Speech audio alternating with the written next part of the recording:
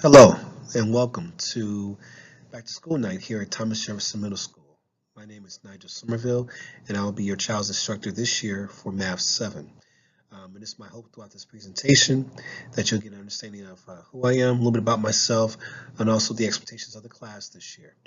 Also on this title slide, you'll notice two names, Mr. Hearing and also Mrs. Stamps. They will be co-teaching as colleagues of mine with one of our classes that are on schedule this year. So without further ado, let's go ahead and get started.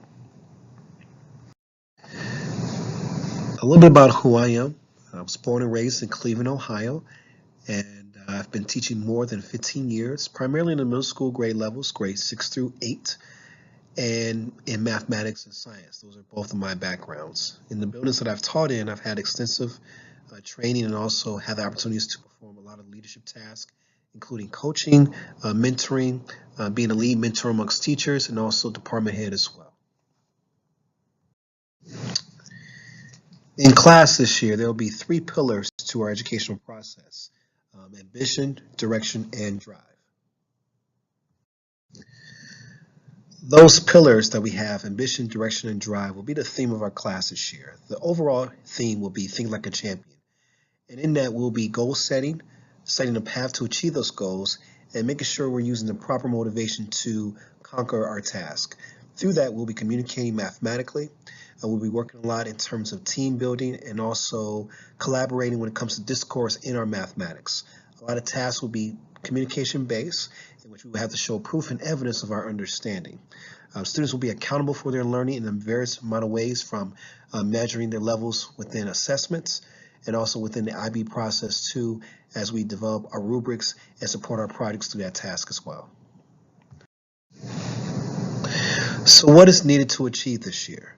Of course, we have our resources, teacher, textbooks, online resources, but one of the most important things to achieve will be a state of mind. Coming to class ready and prepared to learn, the understanding that there may be a struggle from time to time, but having the methods and the mechanisms to succeed through those struggles is what's going to be important. And also making sure that we place all of our stakeholders in the proper spot. That will be not only the teacher, the students, but also parents as well. Students will have lessons prepared for them daily, and also there'll be an expectation for them to also practice those lessons at home. What you see listed here will be our course of study for the year. This is our basic roadmap for how information will be covered from quarter 1 through quarter 4. Our current unit right now will be understanding rational numbers, and then of course we'll be ending the year through scientific notation, transformations, and also reviewing the SOL. Anytime throughout the course of the year, we have to understand that mathematics is like building a house. And sometimes we have to go down to the ground level to build up another level. So in that regards, there'll be a ton of rigor in class, but some of these topics will overlap. Through our instruction class, there will be various ways that we will instruct, from a flipped classroom to a lot of collaboration, to a lot of inquiry-based learning as well. And make sure that the students are able to communicate ideas beyond just understanding the rote computations. Students, of course, are interested as to how they will be assessed.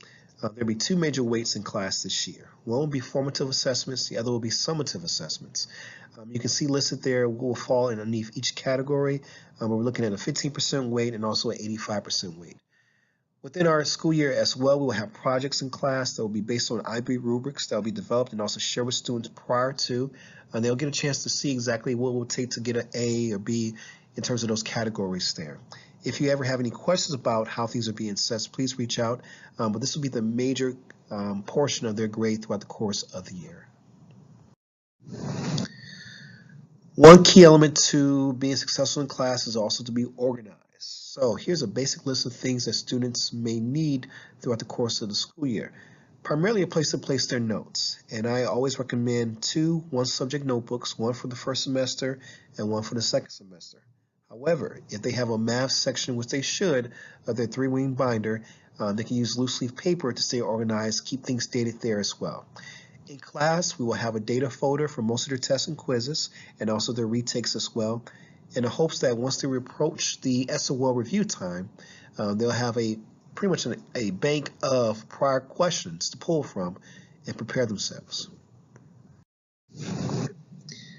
Here you see a listing of basic classroom norms. I want to go down towards the bottom portion of this list here where it says the parking Students will have access to post-it notes throughout class. There are 2 places in the classroom where students can place questions that may need further unpacking for the next day's lesson, and they are definitely encouraged to do that, and kind of aligns the need to collaborate within our education system. There'll be some topics also listed through Canvas as well, some math journaling taking place, but a lot of communication. Beyond that, also students can expect to have practice 3 to 4 days a week on math concepts, and also assessments to just check in with their learning as well.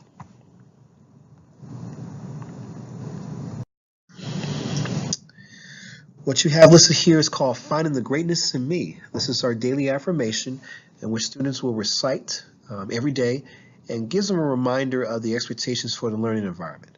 So I'll give you a chance to read through that, but it's something, once again, that we will state daily to put ourselves in the right mindset of learning, respecting each other, and also respecting the learning environment. And also understanding that in time, when things get a little bit rough, we're going to go ahead and rely on our own resilience, our perseverance, and continue to push through toward success. It will begin during the second quarter of the school year, but it will be known as the championship ticket. And throughout class, students will receive tickets for various positive things, everything from work completion to helping out their peers. And in that regards, students can actually enter for biweekly raffles for a number of different types of prizes. So it's just something to encourage students to keep doing their best, and that will start towards the beginning of the second quarter.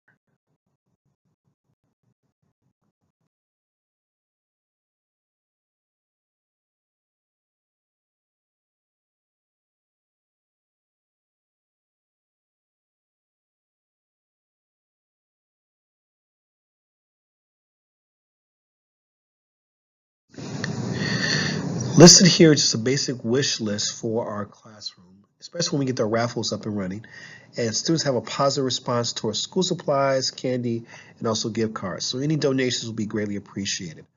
Also, what's listed there below is expertise.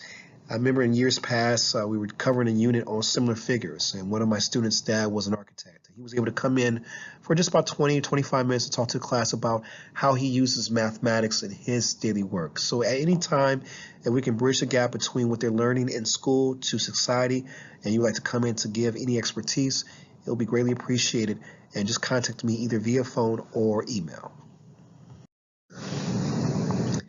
There is an open door policy here when it comes to communication. So anytime you have any questions or concerns or any feedback, please feel free to reach out to me via email. Just ask that you give 24-hour notice so I can respond back to your email. That'll be greatly appreciated.